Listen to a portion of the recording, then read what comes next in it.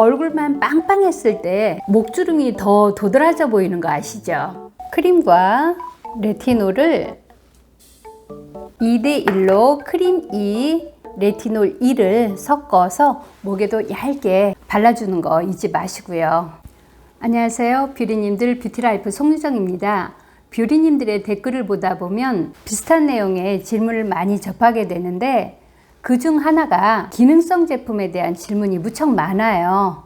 요즘은 워낙 기능성 제품도 다양하고 제품력도 우수해서 홈케어 제품으로 각광받고 있는데 그 중에서도 레티놀과 비타민C 제품이 대표적이에요. 그래서 이번 영상에서는 기능성 제품 중에서 레티놀 제품만 집중적으로 알아보도록 하겠습니다. 첫 번째로 레티놀 제품의 효능과 두 번째로는 이왕이면 효과를 높일 수 있게 바르는 방법과 끝으로 가장 중요한 레티놀을 바를 때 유의사항에 대해서 알아보도록 하겠습니다. 첫 번째는 레티놀의 효능인데요. 비타민 A 성분의 레티놀은 레티날, 레티놀, 레티닐 팔미테이트 중에서 주름 개선 제품으로는 레티놀 성분이 우리에게 가장 익숙한 성분인데요. 이 레티놀은 피부의 콜라겐 생성과 피부 턴오버를 촉진시켜서 주름을 개선하고 떨어진 탄력으로 늘어져 있는 모공을 잡아주고 피부 결과 피부에 윤기를 주는 화장품에 맞는 미인이라고 할 수 있어요. 두 번째는 그러면 이렇게 좋다는 레티놀을 제대로 사용해서 효과를 최대로 낼 수 있는 바르는 방법인데요. 기능성 화장품은 명암이 있을 수밖에 없는데 이 레티놀도 잘 사용하면 피부 미인으로 거듭나지만 잘못 사용할 경우에는 피부가 뒤집어진다고 하죠. 이런 것을 예방하기 위해서 레티놀을 제대로 사용하는 방법은 세안제는 약산성의 세안제를 사용해서 레티놀로 인해 과도하게 각질이 탈락되는 것을 방지를 하고 물의 온도도 온도 차를 주지 말고 미지근한 물로 일정하게 온도를 유지해서 세안을 합니다.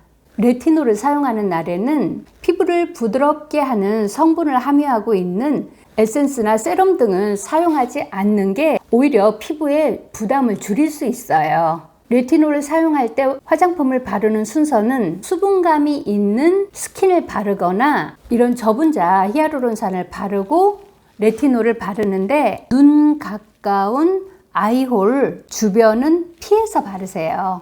제가 레티놀로 가장 효과를 본 것이 입술 주변의 주름이에요. 그런데 입술 주위는 민감한 곳이어서 저와 다르게 뷰리님들은 트러블을 야기할 수도 있으니까 피부 상태를 잘 체크해 가면서 사용해야 합니다. 마무리로 수분 부족 현상을 막기 위해서 다시 한번 히아루론산을 바르고 크림을 바르는데 피부가 얇거나 민감한 경우에는 피부 재생 기능이 있는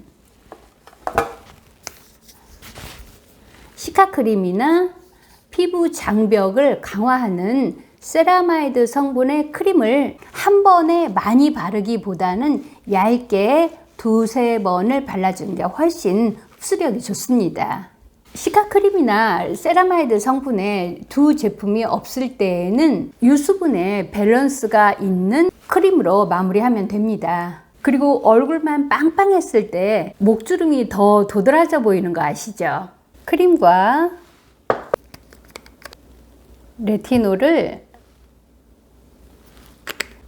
2대1로 크림 2, 레티놀 2를 섞어서 목에도 얇게 발라주는 거 잊지 마시고요.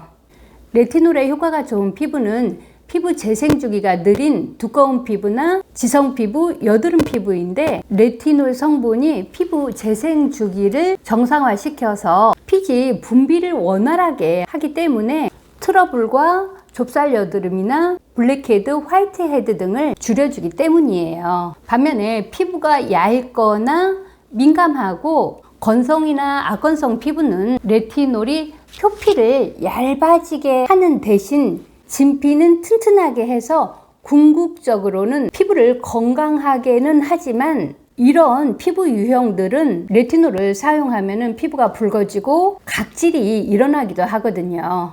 그래서 이런 피부일수록 레티놀을 바를 때는 피부에 무리를 주는 필링제나 스크럽 제품, 피부 결을 정돈할 때 많이 사용하는 패드, 에센스나 세럼 등은 레티놀을 바르는 당일날은 사용하지 않아야 해요. 주름이나 모공을 개선하기 위해서 레티놀을 바르고는 싶은데 걱정이 된다 할 때에는 기초 제품 마무리 단계에서 레티놀과 시카크림을 1대1로 섞어서 바르는 것도 좋은 방법이에요. 끝으로 가장 중요한 레티놀 사용 시 유의사항인데요.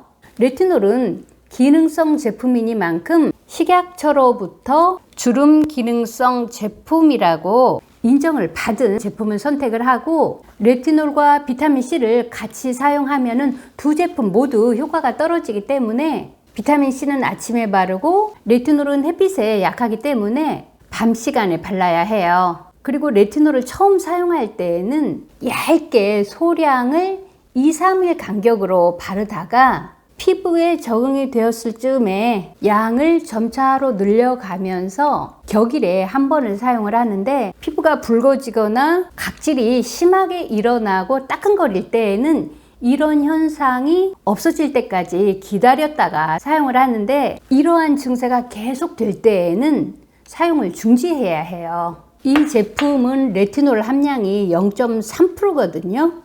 이렇게 함량이 높은 0.3% 경우에는 0.1 제품을 여러 개 사용을 해서 피부에 완전히 적응이 되었을 때 저도 이 0.1 제품을 4개 정도 사용을 하고 이번에 0.3으로 바꿨거든요. 이렇게 0.1 제품을 여러 개 사용을 하고 적응이 되었을 때 0.3 제품으로 바꾸는데 이 제품은 레티놀 함량이 높은 만큼 다 사용할 때까지 격일로 사용을 합니다. 오늘은 주름에 효과적인 레티놀에 대해서 전반적으로 알아봤습니다. 그럼 오늘도 제 영상 시청해주신 우리 뷰리님들 감사하고 다음 주 금요일 오전 10시에 더 좋은 내용으로 찾아오도록 하겠습니다.